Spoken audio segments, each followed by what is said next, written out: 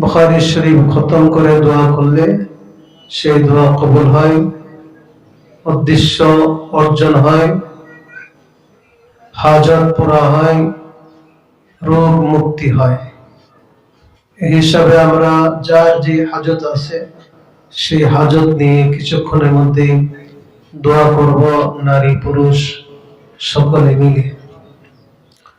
তবে যে সবক আমরা শুনলাম, এই সবকে কি আছে, শেষ দরসে কি আছে, অতি সংক্ষেপে আমি সকলের কাছে, বিশেষ করে আমাদের ছাত্রী যারা আজকে বুখারী শরীফ শেষ করে অন্যান্য সিহাসিত্তার কিতাব পড়ে আলেমা হয়েছেন, তাদের জন্য আমি কিছু কথা বলবো। এক নম্বর হলো,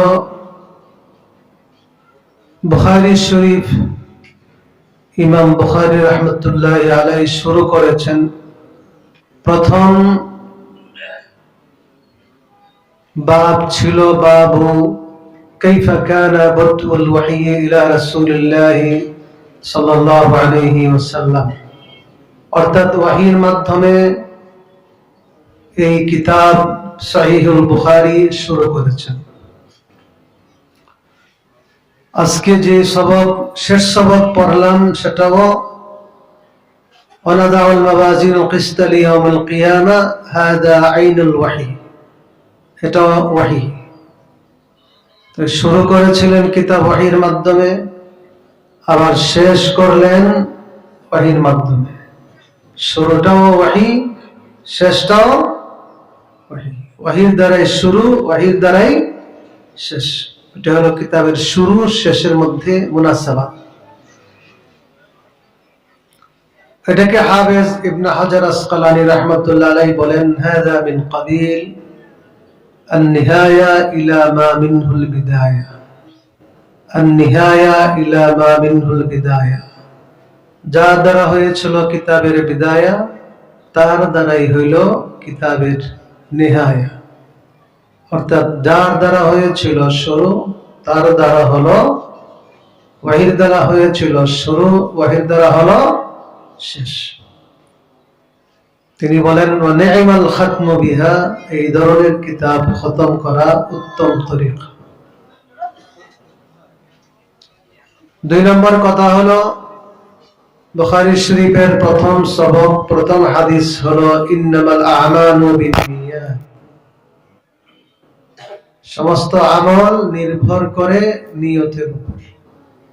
আমরা যারা মাদ্রাসা পড়ি পড়াই, যারা আমরা নামাজ পড়েছি, আজকে যত ইবাদত বন্দেগী করি, সবকিছু নির্ভর করে নিয়তের উপর। নিয়ত ঠিক, আমল ঠিক। নিয়ত ঠিক নাই, আমল কোনো লাভ নাই। প্রথম সবক ইন্নামাল আমাল বিন্নিয়াত।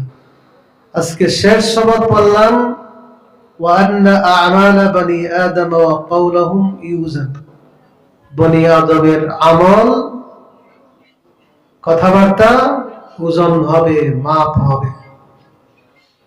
প্রথম ছিল আমাল, শেষ সবক আমাল। ছাত্রীরা বুঝবে, যেমন প্রথমে বলেছি, প্রথম ছিল ওয়াহী, শেষও হলো ওয়াহী। এদিকে প্রথম হাদিস আমাল, শেষ সবক আমল দ্বারাই শুরু, আমল দ্বারা শেষ। তো বেশকমটা হলো ইন্নামাল আমাল বিন্নিয়াত ফিদ দুনিয়া, নিয়তের সাথে বান্দা আমল করবে দুনিয়াতে। আমল করে কোথায়? আর আমলের ওজন হবে আখিরাতে। আমল করবে দুনিয়াতে, আর আমলের মাপ হবে। এখানে মুনাসাবাতটা হলো, সম্পর্কটা হলো, যে আমল দুনিয়ার মধ্যে সহি নিয়তের মাধ্যমে করবে বান্দাবান্দি, ঠিক সেই আমলের দ্বারাই কিয়ামতের দিন নেকির পাল্লা হবে ভারী। নেকির পাল্লা ভারী হলে বান্দাবান্দি সফল কাম জান্নাতি হয়ে যাবে। কথা বুঝে আসে? যে আমল আমরা যারা পড়ি পড়াই, যারা পড়াই না, আমল তো করি, নামাজ তো পড়ি, যে আমলটা আমরা সহি নিয়তের মাধ্যমে করি, একমাত্র সেই আমলের দ্বারাই কিয়ামতের দিন নেকির পাল্লা হবে ভারী। এই হলো মুনাসাবাত। কিতাবের শুরু শেষের মধ্যে সামঞ্জস্য। এখান থেকে আরেকটা কথা বোঝা যায়, বুখারী শরীফের শুরু সবক আমলের কথা বলে, শেষ সবক আমলের কথা বলে। বোঝা গেল বুখারী শুধু পড়লেই হবে না, পড়াইলেই হবে না, আমল হলো আসল উদ্দেশ্য। আসল উদ্দেশ্য কি? আমল। এই জন্য আমরা যারা এখানে আছি সবাইকে বলবো, বিশেষ করে যে ছাত্রীরা আজকে আলেমা বনেছেন তাদেরকে বলবো, বাকি জীবন আমল করতে হবে। শুধু আলেমা টাইটেল লাগালেই চলবে না, আসল উদ্দেশ্য হলো আমল। আমরা নারী পুরুষ, ছাত্র ছাত্রী, শিক্ষক শিক্ষিকা, মুসল্লি সবাইকেই আমলের প্রতি গুরুত্ব দিতে হবে। কারণ জান্নাত মিলবে আমলের দ্বারা। কিসের দ্বারা? আল্লাহ বলেন, ওয়াতিলকাল জান্নাতুল্লাতী উরিসতুমুহা বিমা কুনতুম তা'মালুন। এই জান্নাতের ওয়ারিস তোমাদেরকে বানানো হবে কিসের বিনিময়ে? বিআমালিকুম, আমলের বিনিময়ে। এজন্য সবাইকে আমি আমলের জন্য তাকিদ করতে চাই, বিশেষ করে ছাত্রী যারা আজকে নতুন আলেমা হয়েছে। এই হলো একটা সাবজেক্ট গেল, কিতাবের শুরু শেষের মধ্যে মুনাসাবাত, সম্পর্ক। 2 নম্বর বিষয় হলো আজকের সবকের 2টা অধ্যায়, 2টা দিক আমরা সকলেই এখান থেকে শিক্ষা গ্রহণ করতে পারি। একটা হলো মাল মাকসাদ বিআকদি হাদাল বাব, এই বাবের মাকসাদ কি? যে সবকটা পড়লাম, কি উদ্দেশ্য ইমাম বুখারীর এই সবকের দ্বারা? বলেন, ফিহি রাদ্দুন আলাল মুতাযালা, ফিরকায়ে মুতাযালাদেরকে এই বাবের মাধ্যমে ইমাম বুখারী রাহমাতুল্লাহি আলাইহি রদ করতেছেন, প্রতিহত করতেছেন। কারণ মুতাযালারা বলে কিয়ামতের দিন আমলের কোনো ওজন হবে না, আমলের ওজন হবে না, কারণ সম্ভব না। কেন? লিআন্নাল আমাল আরাদ, আমল হলো আরজ। আরজ হলো মা লা ইয়াকুমু বিনাফসিহি, নিজে নিজে তার কায়েম হয় না, নিজে নিজে তার কোনো অস্তিত্ব নেই। যেমন এইমাত্র জোহরের নামাজ পড়ে আসলাম, কোথায় আছে? কারোর সাথে নামাজটা আছে? অস্তিত্বই নাই, হাওয়া হয়ে গেল। এটা ধরার কোনো ব্যবস্থা নাই, পাল্লাতে উঠেবার কোনো ব্যবস্থা। ওজন দিতে পারবে? মাপবে কি হবে? মাপতে হলে ধরতে হবে, পাল্লাতে উঠাতে হবে, তারপরে মাপ দিতে হবে, ওজন দিতে হবে। তারা এই যুক্তির মাধ্যমে বলতেছে আমলের ওজন দেওয়া সম্ভব না। ওজন দিতে হলে জিসিম লাগবে, বডি লাগবে। যেমন এটা জিসিম আছে, বডি আছে, এটা পাল্লাতে আমরা উঠাইতে পারবো, রাখতে পারবো, ওজন দিতে পারবো। নামাজটা নাই, কেউ হইতে পারবে না। ফজর পড়লাম, জোহর পড়লাম, গেল কোথায়?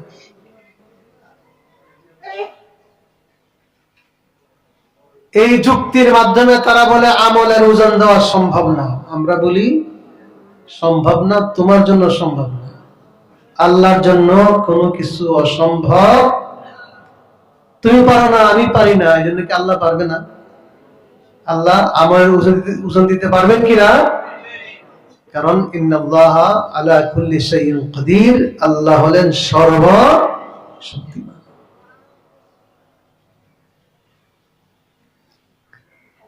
আল্লাহ যেহেতু কোরআনে বলেছেন, ওয়ানাদাউল মাওয়াজিনাল কিসতা লিয়াউমিল কিয়ামা, কিয়ামতের দিন ইনসাফ কায়েম করার জন্য আমি পাল্লা স্থাপন করব।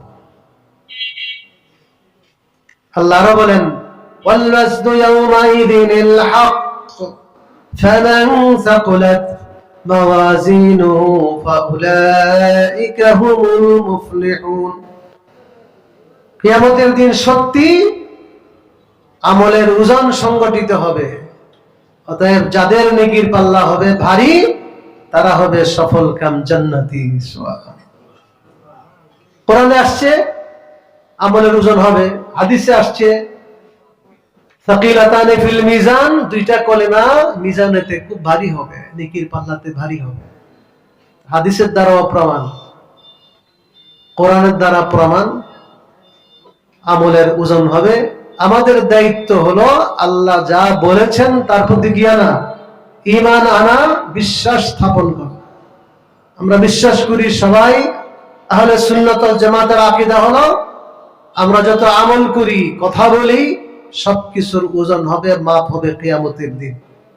ভালো আমল করলে নেকির পাল্লায় উঠবে, খারাপ কাজ করলে গুনার পাল্লায় উঠবে।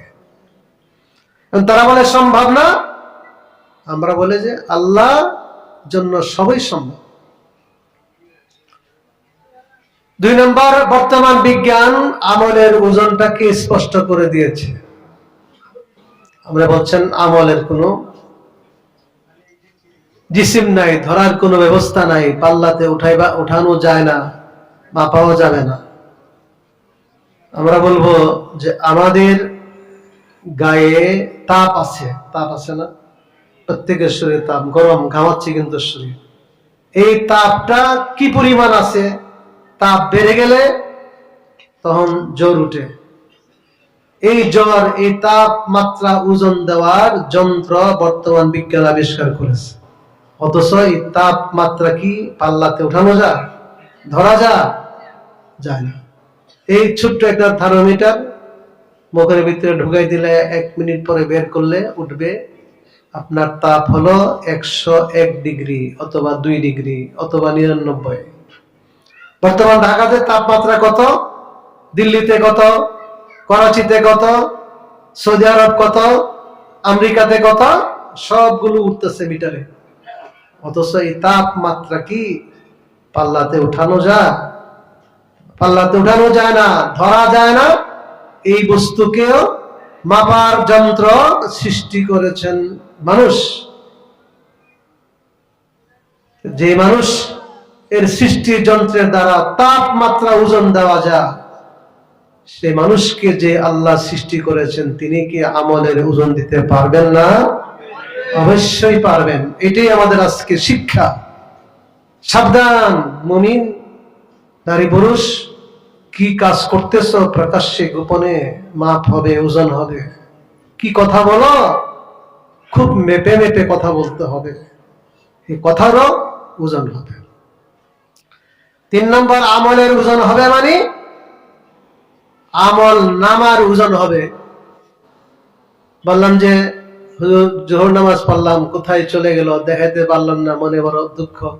কোনো দুঃখ নাই, এই নামাজ পড়ার সাথে সাথে কেরামান কাতিবিন ফেরেশতা এই নামাজ কিতাবে লিখে ফেলেছেন। সুবহানাল্লাহ, সব সংরক্ষিত।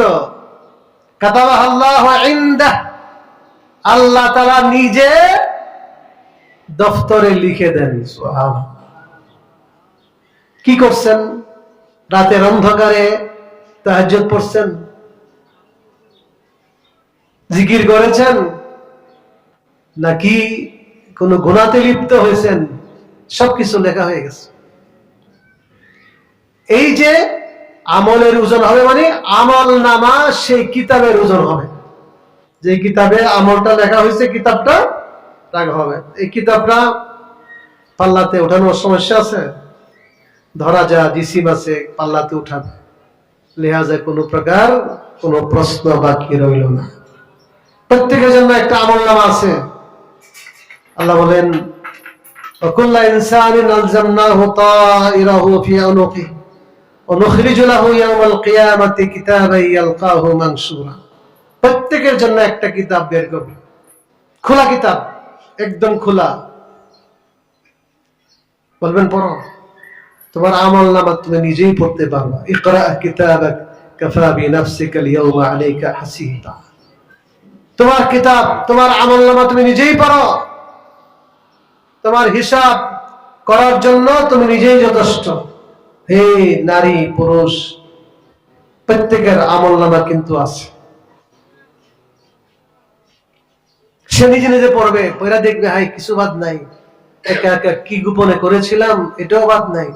ছোট বড় সব লেখাগুলি লিপিবদ্ধ আছে। মা লিহাদাল কিতাবি লা ইউগাদিরু সগীরাতাও ওয়ালা কাবীরাতান ইল্লা আহসাহা। আশ্চর্য হয়ে বলবে কিতাবের আশ্চর্য কিতাব, কিছুই বাদ দেয় নাই। অতএব আমলের ওজন হবে, অর্থাৎ আমল নামা সেই কিতাবের কি হবে? ওজন হবে। এখানে একটা কথা বলে দিই সংক্ষিপ্ত ভাবে, আমলের ওজন হবে, মাপ হবে, যে আমল ভারী হবে, আমলের দ্বারা নেকির পাল্লা যার ভারী সে হবে জান্নাতি। সুবহানাল্লাহ। কোন আমলের দ্বারা বেশি ভারী হবে আমল নামা কিতাব? বলেন যে 1 নম্বর ঈমানের দ্বারা বেশি ভারী হবে। লা ইলাহা ইল্লাল্লাহু মুহাম্মাদুর রাসূলুল্লাহ।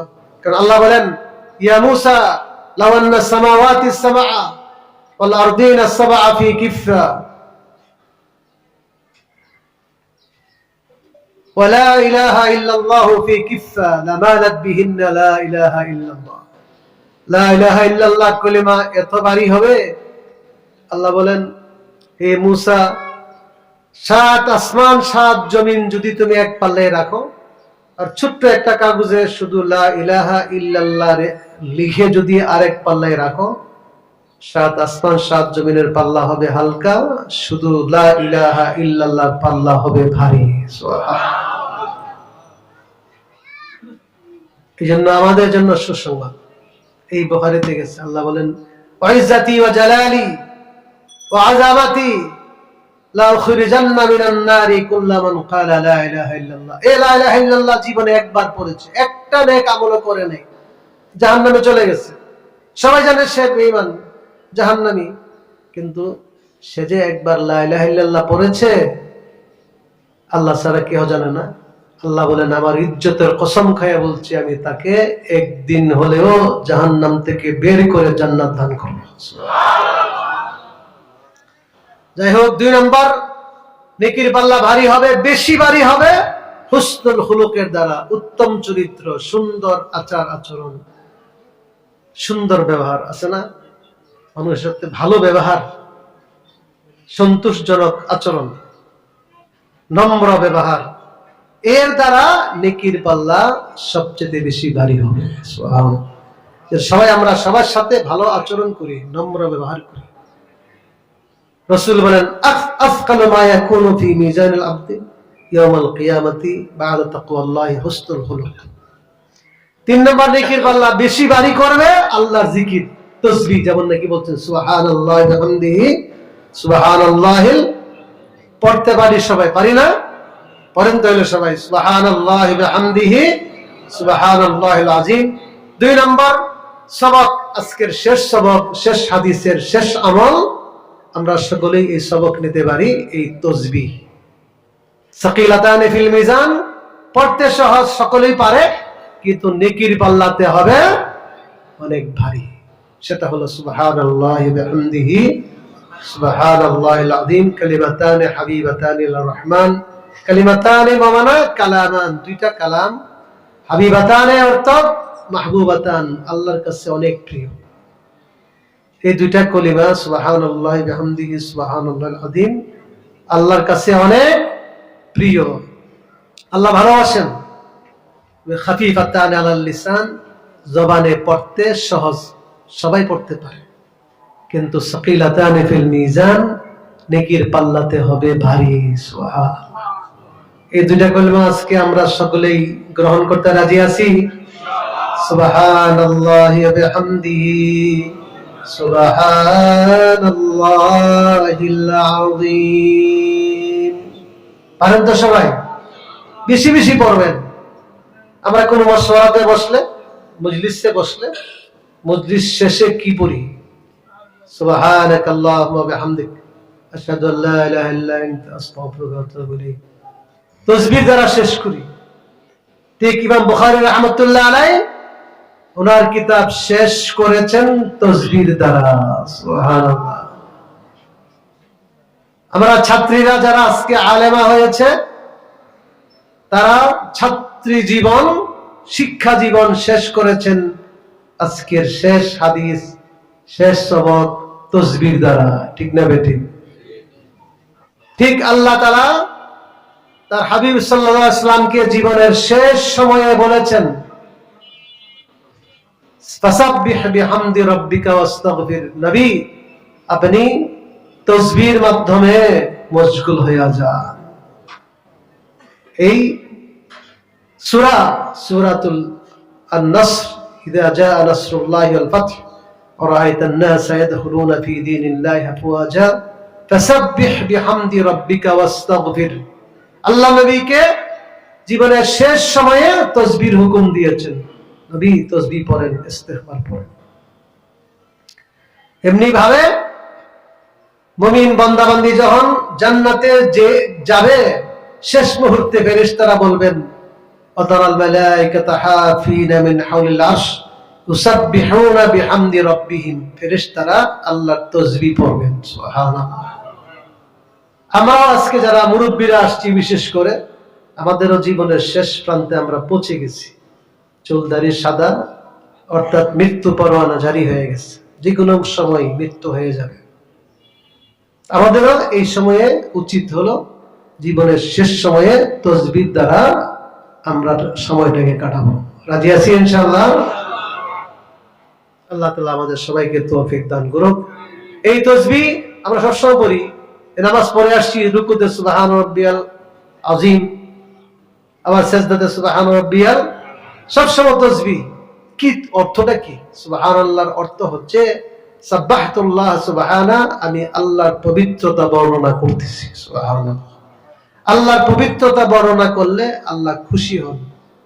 আল্লাহ পবিত্র, আমরা কি পবিত্র?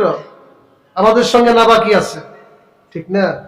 অনেক দোষ ত্রুটি আছে। আল্লাহ কোন দোষ আছে? আল্লাহ একদম নির্দোষ, পবিত্র, মহিমান্বিত। এটাই বলতেছি সুবহানাল্লাহ। ওয়া বিহামদিহি, মানে আল্লাহর প্রশংসা করতেছি, পবিত্রতাও বর্ণনা করছি, সাথে করে প্রশংসা করতেছি। এটা আল্লাহ ভালোবাসা। শেষ কথা বলবো, শুধু মানুষ তাসবিহ পড়ে না। আল্লাহ বলেন, আমার প্রত্যেকটি মখলুক, প্রত্যেকটি বস্তু আমার তাসবিহ পড়ে। প্রত্যেকটি বস্তু, এই যে জিনিসটা, মাইক, এই কাগজ, এই কাপড়, এই কাঠ, এই মাটি, এই গাছপালা, আল্লাহ বলেন সবগুলো আমার তাসবিহ পড়ে। ওয়া ইন মিন শাইইন ইল্লা ইউসাব্বিহু বিহামদিহি ওয়ালাকিন লা তাফকাহুনা তাসবিহাহুম। আল্লাহ বলেন কোন জিনিস বাদ নাই যে জিনিস আমি আল্লাহর তাসবিহ পড়ে না, কিন্তু তোমরা এগুলোর তাসবিহ বুঝো না। গাছপালা কিভাবে তাসবিহ পড়ে আমরা কি বুঝবো? এটা বুঝো না, বুঝার প্রয়োজন নাই, কিন্তু তাসবিহ পড়ে। শেষ কথা বলবো, এই তাসবিহর দ্বারা নেকির পাল্লা ভারী না, শুধু দুনিয়াতে বিপদ আপদ থেকেও মুক্তি পাওয়া যায়। আমি নারী পুরুষ যারা আছি, তাসবিহর সবক দিতে চাই আজকে। মহাবিপদ থেকে তাসবিহর মাধ্যমে মুক্তি পাওয়া যায়। যেমন একটা ঘটনা আমরা জানি, হযরত ইউনূস নবী ছিলেন আলাইহিস সালাম। ওনাকে মাছে গিলে ফেলছিল, মাছে গিলে ফেলছে। ফালতাকামাহুল হুত। কত বড় মাছটা চিন্তা করেন, একটা মানুষ গিলে ফেলছে। কিভাবে মুক্তি পাইলেন? দীর্ঘদিন মাছের পেটেই ছিলেন। আল্লাহ বলেন, ফালাউলা আন্নাহু কানা মিনাল মুসাব্বিহিন লালাবিসা ফি বাতনিহি ইলা ইয়াউমি ইউবআথুন। যদি ইউনূস তাসবিহ না পড়তেন, কিয়ামত পর্যন্ত মাছের পেটের ভিতরেই থাকতেন। সুবহানাল্লাহ। মুক্তি পেলেন কির বিনিময়ে? কিসের বিনিময়ে? তাসবিহর বিনিময়ে। তাসবিহটা কি? আল্লাহ বলেন, ফানাদা ফিজ যুলুমাত আল্লা ইলাহা ইল্লা আনতা সুবহানাক ইন্নী কুনতু মিনাজ জালিমিন। মাছের পেটের ভিতরে অন্ধকারে, সাগরের পানির ভিতরে অন্ধকারে পুকার দিয়ে বলেছেন, লা ইলাহা ইল্লা আনতা সুবহানাকা ইন্নী কুনতু মিনাজ।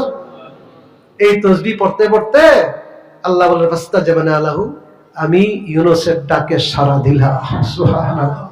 ওয়ানাজ্জাইনাহু মিনাল গাম, তাকে মহা সংকট থেকে মুক্তি দিয়ে মাছের পেট থেকে বের করে সাগরের পারে পৌঁছায় দিলাম। ফানাবাযনাহু বিল আরা, সাগরের পারে, আলা ওয়াজহিল আরদ ছেড়ে দিছি। এরপর আবার তিনি নবী হয়ে উম্মতের কাছে প্রেরিত হয়েছেন। ফাআরসালনাহু ইলা মিয়াতি আলফিন আও ইয়াজিদুন। 1,20,000 উম্মতের কাছে আবার নবী হিসেবে তিনি প্রেরিত হয়েছে। মহাসংকট থেকে মুক্তি পাইলেন ইউনূস নবী কিসের বিনিময়ে? তাসবির বিনিময়ে। আল্লাহ বলেন ওয়াকাযালিকা নুনজিল মুমিনিন, এটা শুধু নবীকে যে মুক্তি দিছি তাই না, কিয়ামত পর্যন্ত ঈমানদার বান্দা-বান্দীকে এই তাসবির বিনিময়ে বিপদ আপদ থেকে আমি মুক্তি দান করব। সুবহানাল্লাহ। এইজন্য আমি সবার কাছে অনুরোধ, আমরা বেশি বেশি তাসবিহ পড়ব। ছাত্রীদেরকে ওসিয়ত করব, ওসিকুন্না বিতাকওয়াল্লাহ, আল্লাহর তাকওয়া, আল্লাহকে ভয় করে চলবা। এতদিন তো উস্তাদের হাতে মাদ্রাসার বাউন্ডারি ভিতরে ছিল, এখন বাইরে যাবে, যেখানে যাবে আল্লাহকে ভয় করবে, আল্লাহর হুকুমের উপর অটল থাকবে। 2 নম্বর, সুন্নত মতে জীবন যাপন করবে। সুন্নত, কওমি মাদ্রাসার বৈশিষ্ট্য হলো আল্লাহ নবীর সুন্নত প্রত্যেকটি আমলের মধ্যে পালন করা, এবং শরীয়তের পাবন্দি করতে হবে পুরোপুরি। যে পর্দা তোমরা শিখেছ, বাংলাদেশে কওমি মাদ্রাসার মাধ্যমে নারীর পর্দার একটা আন্দোলন সৃষ্টি হয়েছে, ঠিক না ঠিক? এই পর্দা বাংলাদেশে চলবে, পর্দার বিরুদ্ধে কেউই কথা বলতে পারবে না ইনশাআল্লাহ। নামাজ যেমন ফরজ, পর্দা এই পর্দা মতে সারা জীবন চলবে। আজকে অঙ্গীকার করতে হবে তোমার শিক্ষিকাদের কাছে। আল্লাহ তাআলা আমাদের সবাইকে তৌফিক দান করুক। ওয়া আখিরু দাওয়ানা আলহামদুলিল্লাহি রাব্বিল আলামিন।